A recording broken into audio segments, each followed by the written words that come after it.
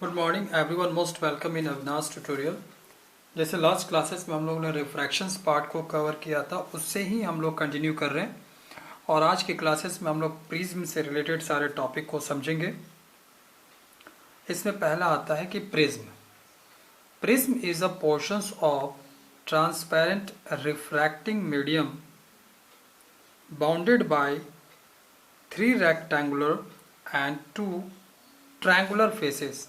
Question आता है कि प्रिज्म में टोटल कितने फेसेस होते हैं, तो वहाँ पर 3 + 2 टोटल 5 फेसेस होते हैं प्रिज्म में, जिसमें से कि 3 आपका रेक्टेंगुलर होता है और 2 होता है फेस आपका ट्रायंगुलर शेप में। Next, the angle between the refracting face is called angle of prism. अब इसमें हम लोग देखते हैं, एक प्रिज्म हमने ले लिया है। अगर आप देख रहे हैं तो PRST एक रेक्टेंगुलर सरफेस है, PTUQ ये भी एक रेक्टेंगुलर सरफेस है। नेक्स्ट QRSU एक रेक्टेंगुलर सरफेस है और इसमें ट्रायंगुलर सरफेस देखते हैं PQRTUS।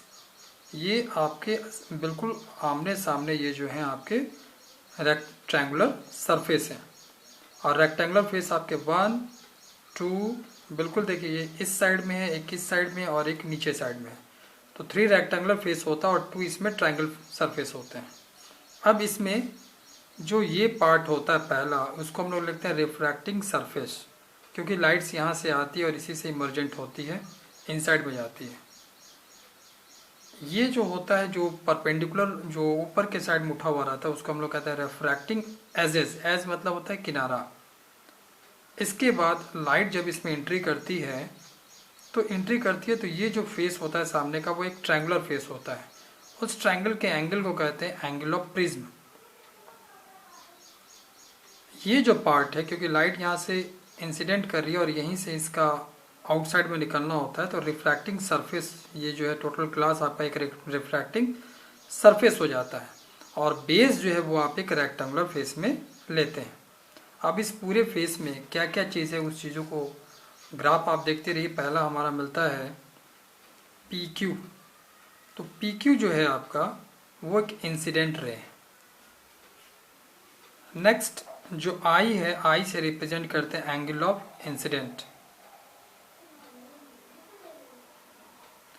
QR रिफ्रैक्टेड रे है। तो यहाँ पर अगर हम QR देखेंगे तो QR जो हो जाएगा, सॉरी ये प्रिज्म से रिलेटेड नहीं है, वो प्रिज्म हमने यहाँ बना रखा है। इसमें बेस से केवल यही इंफॉर्मेशन मिल रहा है कि इसमें टोटल 3 रेक्टेंगुलर फेस होते हैं और 2 ट्रायंगुलर फेस होते हैं। अब इसमें incident angle, angle of prism, emergent angle, इन चीज़ों को हम लोग इस ग्राफ की सहायता से समझते हैं।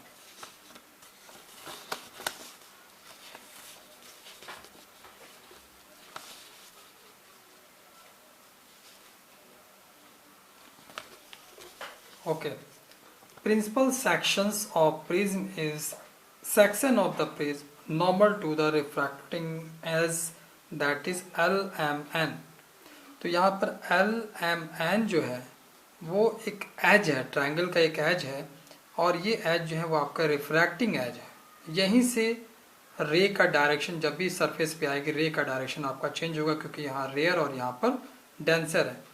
इसमें जो PQ जो रे है, PQ जो है वो इंसिडेंट रे है और QR ये जो आप देख रहे हैं यहाँ पर QR ये आपका रिफ्रैक्टेड रे है QR। नेक्स्ट RS जो है वो आपका इमर्जेंट रे है। नेक्स्ट ये जो डेल्टा से रिप्रेजेंट किया गया है, स्मॉल डेल्टा से रिप्रेजेंट किया गया है, इसको हम लोग कहते हैं एंगल ऑफ डेविएशन। नेक्स्ट है डेल्टा M। डेल्टा M क्या होता है? Angle of minimum deviation. Delta होता है एंगल ऑफ डेविएशन, ये हुआ एंगल ऑफ डेविएशन। लेकिन अगर हमें फाइंड आउट करना पड़े कि एंगल ऑफ मिनिमम डेविएशन क्या होगा, तो उसका सैंपल केवल होता है डेल्टा M। यहाँ पर I जो है आपका इंसिडेंट, एंगल ऑफ इंसिडेंट है और यहाँ पर एक R1 और एक R2 है। ये दोनों हैं एंगल ऑफ रिफ्रैक्शंस, क्योंकि ये दोनों सेम मीडियम है, इसलिए एंगल ऑफ रिफ्रैक्शन ये दोनों हैं।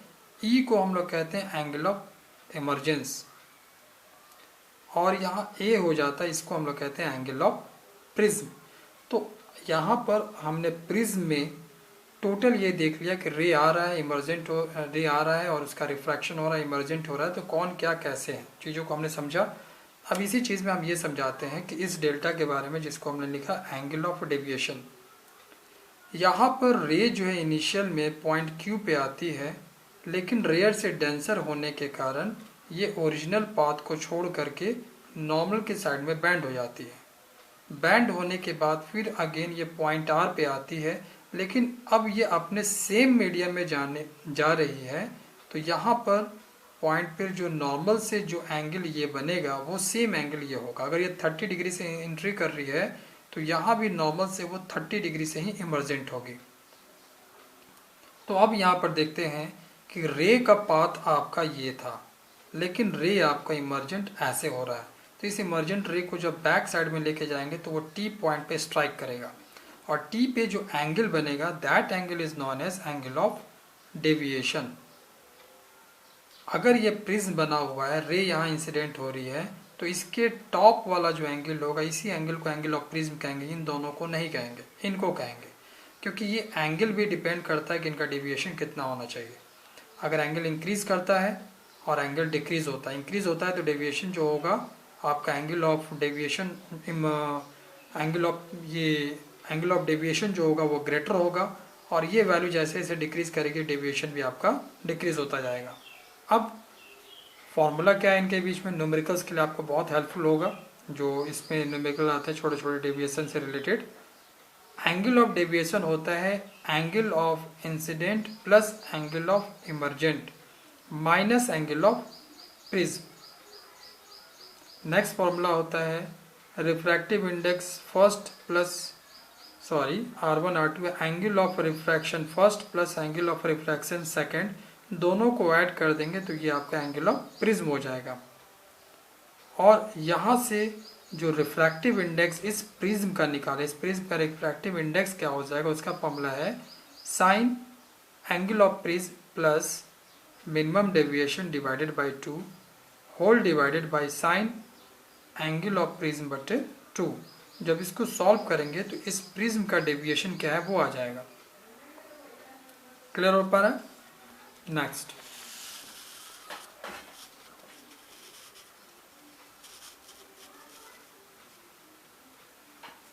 Okay, variation of angle of deviation with angle of incident, जो अभी हम बता रहे थे डायरेक्ट, उसको अब ग्राफ से समझते हैं कि जो डेविएशन हो रहा है, ये एंगल का जो डेविएशन, इसको डेल्टा जो हमने रिप्रेजेंट किया था एंगल ऑफ डेविएशन, और आई को कहा था हमने एंगल ऑफ इंसिडेंट।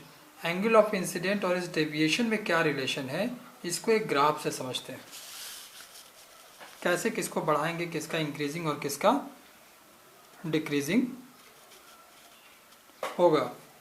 तो यहाँ पर इस ग्राफ में हमने एक्स एक्सिस में एंगल ऑफ इंसिडेंट को ले लिया आई, और वाई एक्सिस में हमने ले लिया एंगल ऑफ डेविएशन को। तो यहाँ देख रहे हैं कि आई की वैल्यू हम इनिशियल में जब हम यहाँ पर थे, तो इस केस में इसका जो डेविएशन था, डेविएशन एंगल डेल्टा की वैल्यू थी, वो बहुत ज़्यादा थी। लेकिन जैसे जैसे हम डेविएशन, एंगल ऑफ डेविएशन को इंक्रीज करते जा रहे हैं, वैसे वैसे एंगल ऑफ इंसिडेंट को इंक्रीज करते जा रहे हैं, आई की वैल्यू को बढ़ाते जा रहे हैं, तो डेविएशन जो आपका सरप्राइज डिक्रीज हो रहा है। लेकिन एक पॉइंट पे आ करके, इस पॉइंट से जैसे ही हम इंसिडेंट एंगल का आई की वैल्यू को बढ़ाते हैं, तो अगेन एंगल ऑफ डेविएशन बढ़ना शुरू हो जाता है। मतलब वो पॉइंट जहाँ से एंगल ऑफ डेविएशन जो है अपना वैल्यू चेंज करता है। यहाँ तक एंगल ऑफ डेविएशन डिक्रीज हो रहा था, लेकिन इस पॉइंट से एंगल ऑफ डेविएशन इंक्रीज हो जाता है। तो इसी पॉइंट को हम लोग कहते हैं मिनिमम डेविएशन। जिस पॉइंट पे वो डिक्रीज को चेंज करके इंक्रीजिंग में कन्वर्ट हो जाता है, वो होता है आपका angle of deviation.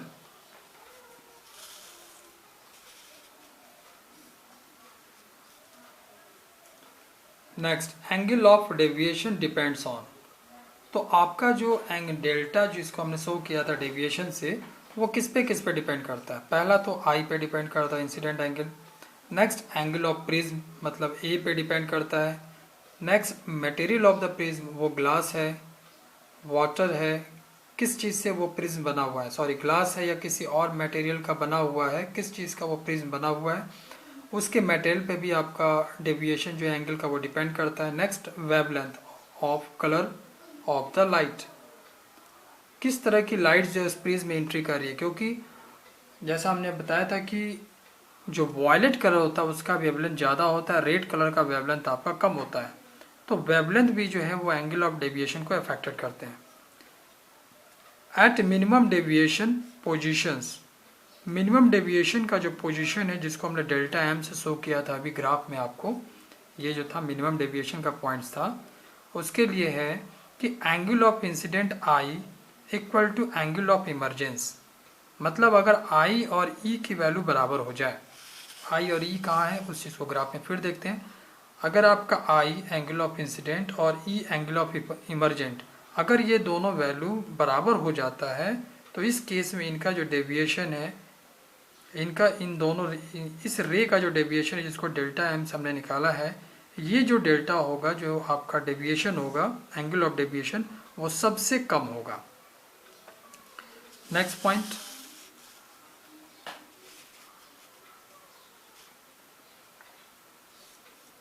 Angle of refraction R1 is equal to angle of refraction R2।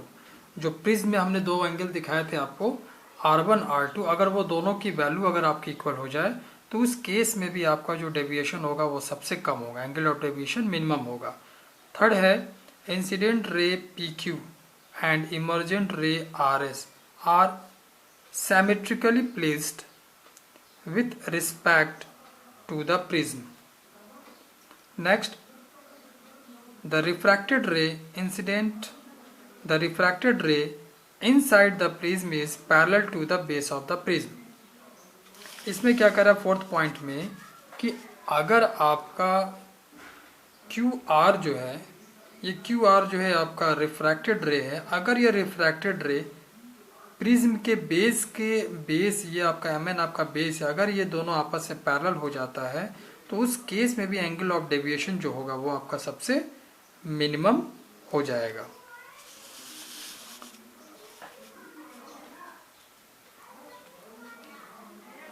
Real and apparent depth of a tank, real and apparent depth of a tank के बीच में क्या रिलेशंस है, तो रिफ्रैक्टिव इंडेक्स मतलब रेयर मीडियम से अगर denser medium में light जा रही है तो रेशियो हो जाएगा real depth upon apparent depth. Real और एपरेंट डेप्थ के बीच में रिलेशन क्या है, एपरेंट डेप्थ का मतलब होता है कि वो एग्जैक्ट वैल्यू ना दिखना, जैसे कि स्विमिंग पूल में हमको जो डेप्थ दिखता है वो बिल्कुल एग्जैक्ट डेप्थ नहीं दिखता, उस तरह का डेप्थ क्योंकि लगता है कि वो पानी जो है, पानी के अंदर अगर कोई सरफेस है तो वो हमको ऊपर के साइड में दिखता है, तो ये जो डेप्थ दिख रहा है इसी को हम लोग कहते हैं एपरेंट डेप्थ। और रियल होता है अगर हमने पानी स्विमिंग पूल से हटा दिया है तो एक डेप्थ दिखता है स्विमिंग पूल का, वो रियल डेप्थ होता है। तो इनके बीच में रिलेशंस क्या है, जब भी लाइट्स और रे रेयर मीडियम से डेंसर मीडियम में आती है तो इनका रेशियो हो जाता है real depth by apparent depth. अब अगली क्लासेस में हम लोग प्रिज्म से ही related critical angle, total internal reflections, इनके बारे में समझेंगे। Thank you.